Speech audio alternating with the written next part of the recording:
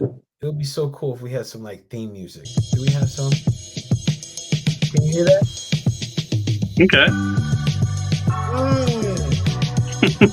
All right. Okay. Cool. Okay. We're gonna work on that. We're gonna work on that.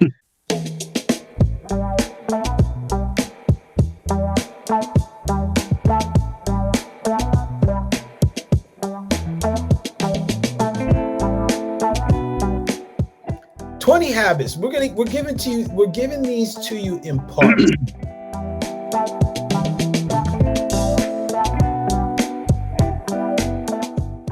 And this one, we're gonna keep it rocking, man. You know what we do here. So, B, I think how we left off is Mhm. we go in alphabetical order. So, hit a brother with one. All right, what do I got? Oh, try new things that make you nervous or that you're scared of. That's big.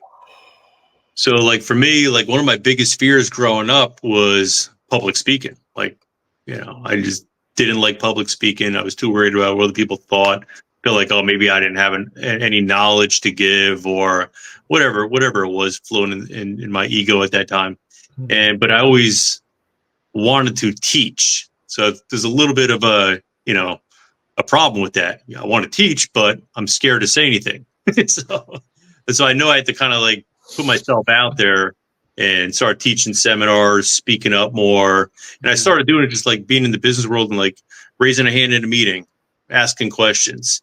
Hey, maybe I started coaching people. That was when I was good at work. They used to always try to, hey, work with these trainers. They were kind of like lagging a little bit. So I would start mini groups with them. Then I start big groups. And I've actually, I've taught seminars in front of 600-700 people before. So I get more comfortable with it. And I think as you get older too, you don't really, care too much about what people think. So Right. it's like you realize they never cared about it anyway. So it's like, why would you care? But like thinking, I could never do that. Yeah. And I bring up public speaking because I think there's a statistic out there that more people are actually scared of public speaking than death. Yeah. So like, start small, like, maybe start like a blog, getting out there, maybe start like a YouTube channel, which have like, a few minute post, like everyone's got a story to tell, travel. Like I'm a big travel to places. I'm going to Africa in 4 days. I never been to this country. I'm going solo. You figure it out as you go. Like I know there's women out there that are like, oh, because you're a man, you're a little bigger, you can go do that. I literally know probably 3 women that's been to every single country in the world and traveled solo. Yeah. You just got to know where to go in these places. So don't let things like that, like these, I wouldn't say like false, what is it? Fear, false evidence appearing real. Don't let that get to your mind. Like you can. I feel safer in some of these third world countries, and actually every single third world country I've been to, I feel safer walking at night than I do in New York City in the daytime. Right. It's just like that, the media portrays the rest of the world as this dangerous place, but basically what I'm saying, try things that make you nervous, get out of your shell, and you realize it's not that big of a deal, and you just up level yourself. You lift yourself up a little bit more. It gives you a little more confidence to do things. So I think this is such a great habit because it's I think it's so easy to get complacent. Mm-hmm. And complacency is a killer, man. Yeah. Complacency is a killer. And there's a lot of things in our society that are designed to make us complacent, whether it's the food, the things that we watch and consume. There's a lot of things, man. So I like this habit a lot, especially when it comes to growth, because that's like, that false evidence appearing real. I think we talked about this in the last one, like when I asked for help. I have an idea in my head how I think it's going to go, and it goes differently. So this thing that makes me nervous, I'm like, oh my God, this is gonna be horrible. And then I do it, I'm like, oh. It is always worse what's in your mind and what you imagine that it actually happens. Yeah. I've never had anything happen that's the opposite. That's the story. Yeah, it's crazy, bro. It's crazy, bro, how that happens. Yeah. It's the storyteller. Yeah. The storyteller. Yeah. And that holds a lot of people back. And I think social media has a big influence on it. Like, listen, Paul and I are on here because we try to drop some knowledge, whether you believe it or not. We none of us really care. We're not trying to, we're trying to give you different things, like to different modalities you use in your life. There's sometimes people comment, "Oh, you guys don't know what the F you're talking about." Whatever, man. You get a couple mouth breathers out there wiping Cheeto dust off their belly while, in their mom's basement. It's all good. They're like, Go ahead. You got an opinion, man. Well, Yeah. It's like, those are always the ones, right? yeah. Always the And ones, And can I add something too? Is Go that ahead. is if you're doing something that makes you nervous, only actually don't tell many people. Yeah. Don't tell many. Be free of telling too many people. Tell one person.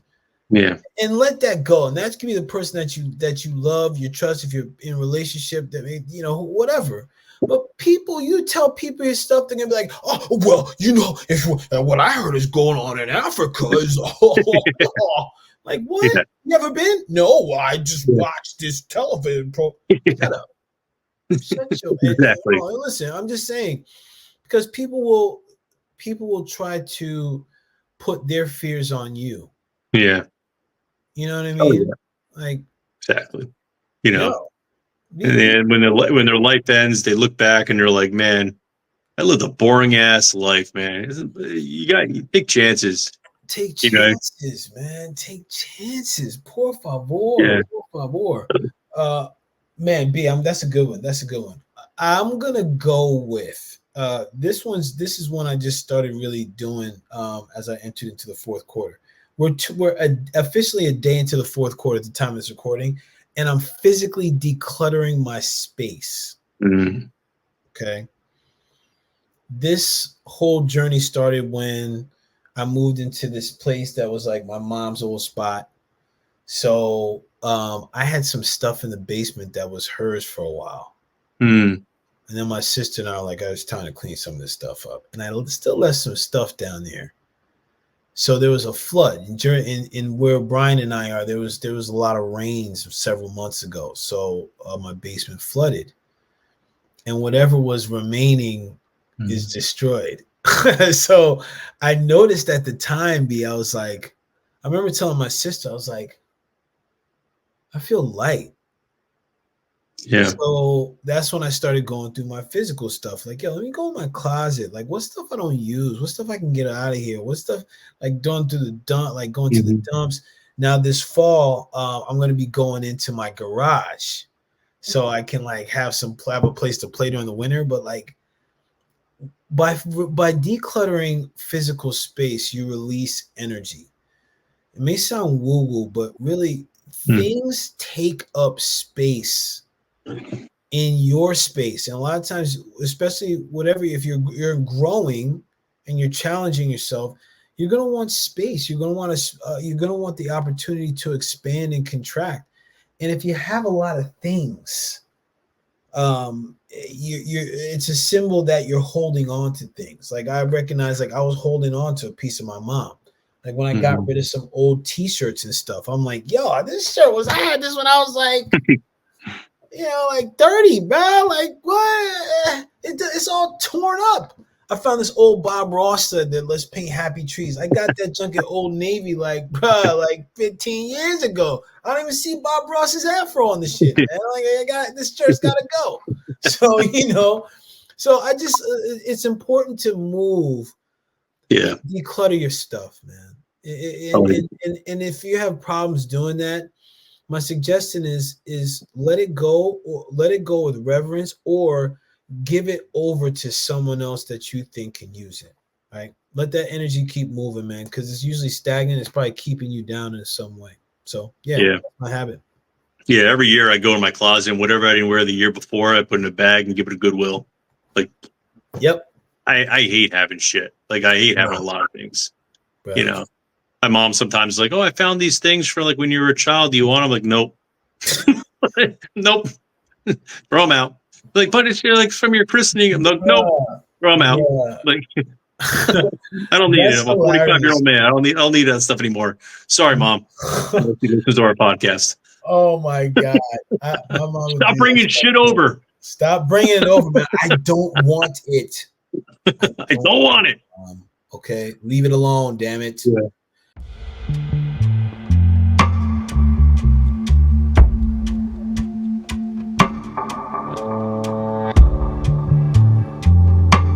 All right. So listen, we gave you dos más.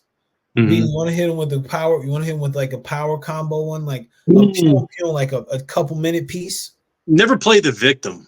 Oh my God, I can't Ooh. stand people like Ooh. that's such a red flag for me. Ooh. You know, like, oh, why are you in this situation? Oh, that person did it, or this did happen, and this did. I'm like, oh man, you're not going anywhere in life. It's like for me, like we've had this conversation before. Something shitty happens, I'll give myself about a 30-second pity party, curse, kick something, punch something, go to work out, whatever. Let off some steam. And then afterwards, I'm like, all right, what can I do? And it always works out. It's like the mindset you got to have as an entrepreneur. Like you start building callus on your brain very quickly because you realize there's always a solution to everything, always. And you just gotta kind of figure it out. And it's hard to figure it out when you're pissed. So you need to kind of like calm down a little bit and then kind of go. But Yeah. leaving it to somebody else, that disempowers you. It doesn't do anything. It doesn't help your vibration. Doesn't help the universe giving you more like Hmm. clues to get better or give you more signals to get better. You just sit there and you just wall up in your misery, and it's like you're hoping somebody helps you out or whatever. And that's a lot. 9 out of 10 times it's your fault it happened. You just don't realize it. So you look back and you be like, all right, what did I do that can stop this? And you kind of do like a reverse retro analysis. You kind of go backwards and be like, oh, it was that thing that if I would have done differently, I wouldn't be in the situation I am now. Cool. I learned something. So when I do something on a bigger scale, I don't repeat that, and I suffer the consequences that much more. Bro, You you know? know how important that is, man? That's, yeah, bro. You're taking accountability and you're taking responsibility. Yeah. You're giving yourself the ability to respond to whatever the circumstances give you, rather than giving your power to someone else. That's powerful, bro. That's Yeah. a powerful habit. Listen, that is a practice too, B. That is truly a practice, because it's easy to go the victim route and put it on somebody else. Be like, that was your fault that you Mhm. did that. But hold up, Yeah. I'm like, hold up. All right, so hold up. What role did I play in that?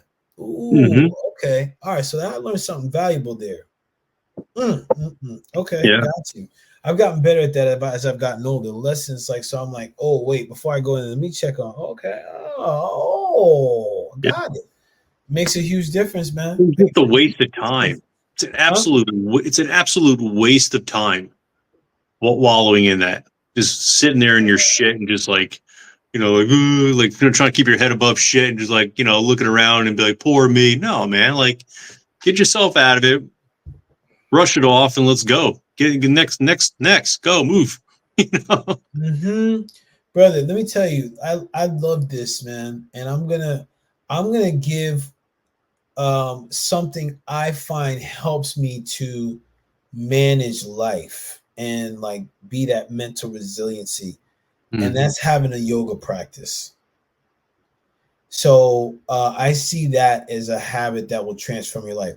Now, most people look and be like, "Oh, I'm not gonna. You're gonna try and twist me into a pretzel." No, I wouldn't do that until like maybe your 10th class with me. But like that's besides the point. Yoga is more than poses. Yoga is a way of practicing life. I tell people when I teach them classes, and I'm free to teaching like that flow and standing on head. It's more about like, hey, can I be in a pose and stay in it? Can I be in this challenge balance pose for a Mm-hmm. certain amount of breaths and stay in there? Am I willing to stumble and get back on the horse? Am I willing to breathe through this difficult time? Am I willing to also give myself space to relax and expand? One of the things that yoga helped me out with is really helping me to be present in my body and breathe, bro. Like I recognize I'm like, yo, my breath work is crap. Yeah. But the thing that's important is like, especially like in the morning, I get my sun salutations. I have been poor about getting it in at night. But in the morning, I get my sun salutations in, and I'm just like, oh man, I'll stand there when it was nice out. I got to do it outside. Having a yoga practice, and it could be like you just stand, or the way, like focusing on the way you walk, balancing on one leg, taking on a shape for a certain period of time. There's a lot of ways that you can practice yoga, but I think having some sort of yoga practice is important. And the yoga, the whole practice can be just moving your body around, man. Yeah. Yoga could be qigong, tai chi. It could be like you dance a little bit in the morning to some Jackson 5. I don't know. I Mhm. get to know, man. It could be other things for you. But get a practice, get a movement practice, yoga practice that will help to really shape your resolve, man, in a lot of different ways. I love it. I love it. I think you hit on something with breathing. Most people will just breathe like shit. You know, like when you're like a chest breather, which I do assessments on people all day, and 99% of the people that come to me are chest breathers. Like they're so acidic in their body, and they just realize they just change their breathing and learn how to diaphragmatically breathe. Bro. Oh my lord! Imagine getting 2/3 more oxygen in your body to nourish your organs, to nourish your muscles, to clean all that crap out of your system. Helps with the lymph nodes, the detoxification system. Like, God, if people just learn how to breathe correctly, we would have such a healthier environment, not only just like Bro. physically, but mentally and emotionally. And I think yoga is a super important part of that. I mean, if you're not breathing correctly, you're not doing yoga. So, Yeah, man, you're not doing it. And like being yeah, able to breathe properly in these positions. Because that's one of the things I teach is like, okay, when we get in yeah, a challenging position, where's your breath? yeah, Most of the time we pause, we stop breathing. And that's life. yeah, Like when yeah, stuff gets rough, are you breathing? yeah, Are you breathing? Because if you're breathing, then like most likely it ain't that bad. yeah, yeah. You know what I'm And saying, bro? and going back to like when I do assessments, I'm like whether people's neck, whether they have sciatica pain, whether they have knee pain, and it sounds weird, but like if you're not breathing correctly, you're not going to fix anything. And people are like, I don't how does a breath affect my knee? And I got to like sit there and like give an anatomy lesson for like 10 minutes, and I literally draw them things, and so it makes sense. And they're like, holy shit. Like I never even thought about that. All my doctor does is look at my knee, give an X-rays, like, oh, you got this going on, blah blah blah blah blah. But I didn't. Now I understand. Like it starts with the breath. Like this is, I'm like, yes, because we're doing it on a holistic level. Mhm. Like that's the way your body works. Everything starts with your breath. Yo, see, I'm moving like this because it's all in the breath. It's all in the breath. 2 times. It's all in the breath. Who you with? Yo, remember that dude from Happy Gilmore? It's all in the Yeah, lips. Yeah. Bless yeah. up, Carl Weathers. Oh yeah. Bless up. Happy. All right, That's good. party people. That's part gear. That's Parte good. dos. All right. Bless up, Partito. man. Partido dos. No, partido I Partito. think is game. I have no idea. I don't. I'm in Portuguese. Oh, Uh, okay. Yeah. Well, yeah. No, I'm all gonna get to at least like level 16, and then I'll probably do something else. But whatever. right. Bless up, everybody. Thanks for tuning in. Like, share, subscribe. If you have any comments, put it in the comment section, man, so we can respond and everybody can see the goodies. Bless up. Thank you. Until next Yep. part, please. See you Peace. next time.